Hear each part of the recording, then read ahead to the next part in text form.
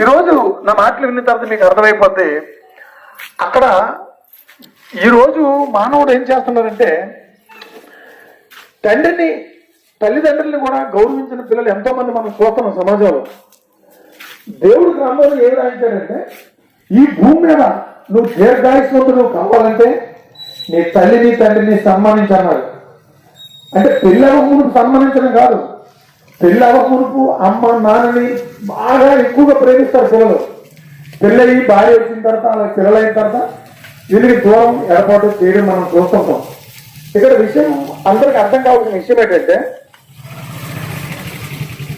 సృష్టికర్త అయిన దేవుడు మరి నీ పిల్లల గురించి నువ్వే ఇన్ని ఆశలు పడుతున్నప్పుడు సృష్టికర్త అనే దేవుడు మన అందరి మీద ఎన్నో ఆశలు పెట్టుకుని ఉన్నాడు. చివరికి మనం ఏం చేస్తున్నామంటే కన్న తండ్రిని దేవుడు పాస్టర్ గారు వినే ఉండాలిగా. కన్న తండ్రిని దేవుడు ఈ భూమి మీదకి మనకు పంపక మునిపే పంచభూతాల సారాన్ని పెట్టుబడి పెట్టాడు. ఇక్కడ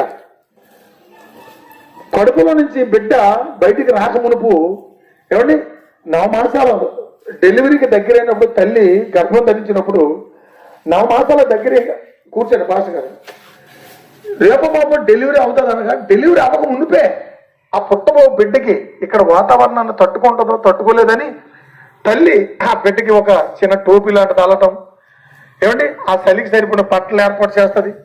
తండ్రి ఒక తోపుడు బండి కాంసలోడి దగ్గరికి అప్పుడు పూర్వం ఉండే తోపుడు బళ్ళు ఇప్పుడు లేవు కానీ అవునా కదా. బిడ్డ పుట్టక మునిపే ఒక తోపుడు బండి తండ్రి తయారు చేస్తారు లేదా. పుట్టబోయే బిడ్డ గురించి తల్లికి తండ్రికి ఇంత యాపకం పుట్టక మునిపే ఇంత యాపకం ఉంటే మరి సృష్టికర్త తండ్రి అనే దేవుడికి మనం ఈ భూమి మీదకి రాకముందు ఎంత యాపకం పడ్డాడో చెప్పంటారా మీకు. 6 దినాల్లో సృష్టి చేశాడు, 7వ దినమున విశ్రమించాడు దేవుడు అని ఉంది. నీ కళ్ళు కదిలించి వస్తువులన్నీ ఒక యాపల పండుతో నువ్వు తృప్తి పొందలేవని దాళం పళ్ళు, రబ్బ పళ్ళు, జామ పళ్ళు, నేరేడు పళ్ళు, ద్రాక్ష పళ్ళు, వేల రకాల పళ్ళు, చెరువు చేపలు, గెడ్డ చేపలు, ఏడు చేపలు, గొర్రెపోత మాసం, మేక మాసం, కోడి మాసం, నాటుకోడి మాసం, సొంటెం కోడి మాసం అవునా కాదు. మల్లె పువ్వులు, సన్నజాజులు, గులాబీలు, సంపంగిలు, వేల రకాల పువ్వులు ఎంత ఏర్పాటు చేశారో మనం పుట్ట మునుపని ఎప్పుడైనా ఆలోచించారా మీరు? ఆలోచించండి. అది ఆలోచిస్తే చాలండి గుండు పగిలిపోతుంది. అందుకు ఒక ఆయన ఒక పాట కట్టాడు, ఆత్మబంధమే తెలియని నీకు రక్తబంధమే తెలియని నీకు ఆత్మబంధం ఏం తెలుసు. ఆలోచించండి. రక్తబంధమే నీకు తెలియనప్పుడు నీకు ఆత్మబంధం ఎక్కడ తెలుస్తుంది? అంటే శరీరానికి జన్మనిచ్చిన తల్లి తండ్రి విలువ నీకు తెలియనప్పుడు సృష్టికర్త అని తండ్రి అని ఆత్మలకి తండ్రిని దేవుడి గురించి విలువ ఎక్కడ తెలుస్తుంది అని అర్థం. రైట్ అండి. ఇక మనం మెసేజ్కి వెళ్దాం. మీకు ముందు నేను ఒక మాట ఇచ్చాను, మీరు పుట్టినప్పటి నుంచి ఎప్పుడు వినని సంగతి మీ ముందు ఉంచుతారని. నేను వెళ్ళిన తర్వాత మీరు చెప్పాలి విషయం మిగతా మీ గ్రామస్తులందరికీ. నిజమేనా?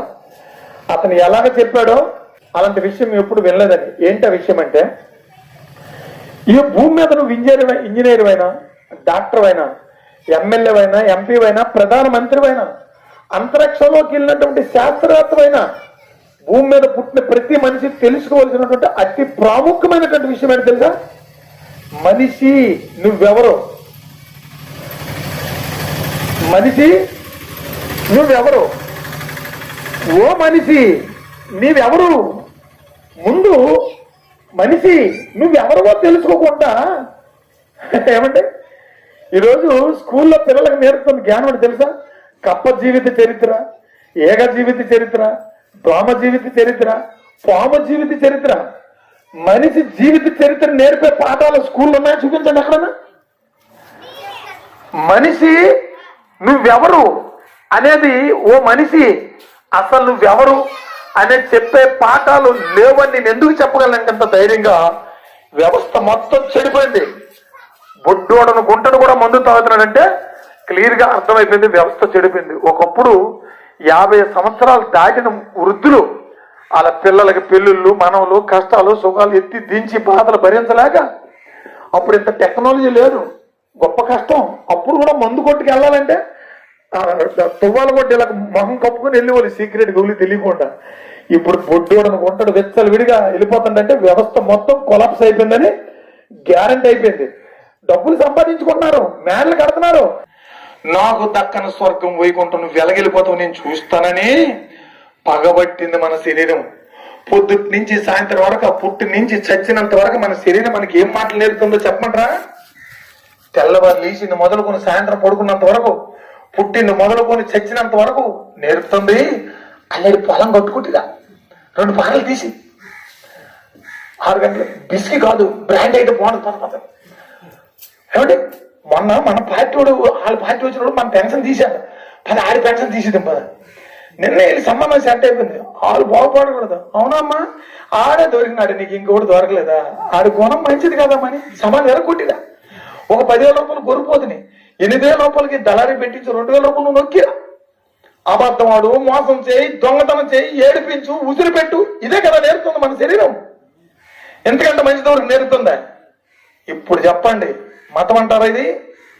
వాస్తవాల సమాజానికి వెళ్ళి ప్రకటించేస్తున్నారని దుష్టుడికి కోపం వచ్చి ఆడి అనుచరులు నిలబెట్టి తాగుబోతులు వచ్చి ఎందుకండి ప్రకటిస్తారు ఇక్కడ అంటారు కొంతమంది. పునాడు మంచి గుణంతో వచ్చి చెప్తూ పున బాగున్నాం. ఆడు చేసినవని ఎదపనులు చేసి ఒక మంచి మాటలు చెప్తున్నాడు. ఒక తాగుబోతూ, ఒక దొంగ, ఒక వ్యభిచారం, ఒక గోండ, ఒక పేకాట ఆడినాడు వెళ్ళి ఆడిని అడ్డుదంటే అర్థం ఏమైనా ఉందా? ఏమండి ఒక మంచివాడు వెళ్ళి నువ్వు ఎందుకు ఈ మాటలు చెప్తానంటే దానికి ఒక అర్థం ఉంది.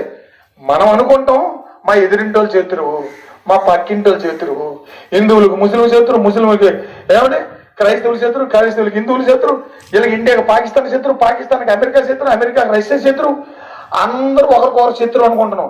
అసలు మన శత్రువు ఎవరో? మనం ధరించుకుని మన శరీరమే మనకు పెద్ద శత్రువు అండి. మన శత్రువుని మనతో పాటే తిప్పుకుంటాము. అది ఎప్పుడు మంచి పనులు చేయమని మన శరీరం చెప్పదో. ఏ శరీరం అయితే మనం చేత పాపాలు చేయించి మన ఆత్మని నిత్య నరకానికి పంపించడానికి ప్రయత్నం చేసిందో అదే శరీరాన్ని ధరించుకుని వచ్చాడు 2000 సంవత్సరాల క్రితం యేసుక్రీస్తు. యేసుక్రీస్తు ఈ భూమి మీద మతాలు మారుతాను కదా రాలేదు. ఒకళ్ళు మతాలు మారుతానికి వద్దు మేము మతం మారని చెప్పండి. మీరు ఎవరు మతం మారకంటే నేను ఎందుకు చెప్పాము? మతం మారవలసిన అవసరం లేదని చెప్పాడు దేవుడు. కానీ చాలా మంది ఏంటంటారు, వీళ్ళు మతం మార్చేద్దాం. అదే మతం మారొద్దురా బాబు అని చెప్తుంటే వీళ్ళు మతం మార్చేద్దాం అంటే ఎంతవరకు న్యాయం? అది బలత్కారంగా నువ్వు మతం మారుతానని అన్నా కరెక్ట్ కాదండి. నీ గుణం మారాలా. అప్పుడు మనకి చిన్నప్పుడు నేర్పారు, చిత్తశుద్ధి లేనిది శివ పూజ లేదా, ఆత్మశుద్ధి లేనిది ఆచారం అని చెప్పారు కదా. ఆ మాట చెప్తున్నా మేము. నువ్వు మతం మారిపోయి అన్ని పనులు చేయి తెలిపోతావా? నీ గుణం మార్చుకున్న రోజు నాడే స్వర్గం నీ స్వతంత్రం అవుతుంది. గుర్తుపెట్టుకుని ప్రియులారా, మన శత్రువు మనకు తెలియక ఆడు శత్రువు, ఈడు శత్రువు, ఈడు శత్రువు, ఆడు శత్రువు అంటే దొంగే ఈదిలోకి వచ్చి దొంగ దొంగ దొంగ అంటే మనం అసలు దొంగ వదిలేసి మనం కొట్టుకు చేస్తున్నట్టు అయిపోయింది పరిస్థితి. అసలు మన శత్రువు మన శరీరం మన శత్రువు బాబు. నువ్వేంటే లాడిని అడుగుతావు, లీడ్ పట్టుకుంటే లీడ్ ఆపుతావు, తప్పు కదా. మన శరీరమే మన శత్రువు అండి. ఆలోచించండి. మన శత్రువును మనతో పాటు తిప్పుకొని వెళ్తాం. మనం దీంతో తిప్పుకెళ్ళిన తప్పల్లా దీని గుణాలను కనిపెట్టండి. ఎప్పుడు తప్పుడు గైడెన్స్ ఇస్తే మనకు చేస్తుంది. ఇది మంచి గైడెన్స్ ఇస్తే ఒరే పోనాడి పెన్షన్ మన పెన్షన్ తీసి అనలేరా ఆడే పోతాడా, వదిలేనాడు పెన్షన్ తీత అందదా శరీరం. అమ్మో అందరూ నవ్వుతాడు ఇప్పుడు అందండి. ఒరే మన గట్టు ఒక పార దవ్వండ పోలేరు పోను అనిపించుకుని ఏడిపోయింది. ఆడ ఒక పార బిల్డింగ్ కట్టేస్తాడంట. మళ్ళీ వచ్చేసాక మళ్ళీ తవ్వాలా, మళ్ళా ఆ మాదిరికి ఏంటి అంటదా శరీరం. నా గట్టు తవ్వేవా ఇప్పుడు చెప్తానుండ్రా నీ పని అని చెప్పి ఆడిగొట్టు సాంఖ్యలు తవ్వించేది శరీరం. ఆలోచించండి ఎంత భయంకరం మనం ధరించుకునే శరీరం. ఈ శరీరము ఇది భయంకరం, ఇది పాపము, ఇది ప్రమాదం, ఇది చాలా ప్రమాదకరమైంది రా బాబు ఈ శరీరం అని చెప్పడానికి యేసుక్రీస్తు 2000 సంవత్సరాల క్రితం శరీరాన్ని ధరించుకుని వచ్చాడండి భూమి మీదకి. అందుకే బైబిల్ రాశాడు, ఆయన శరీర దారి అయి ఉన్న దినములలో అని ఉంది బైబిల్లో. ఏమనుందండి? ఆయన శరీర దారి అయి ఉన్న దినములలో అన్నాడు. అంటే శరీరాన్ని ఎందుకు ధరించుకుని వచ్చాడంటే ఈ శరీరం అబద్ధం రా బాబు, నువ్వు నిజం, నువ్వు ధరించుకున్న శరీరం అబద్ధం అని చెప్పడానికి వచ్చాడు.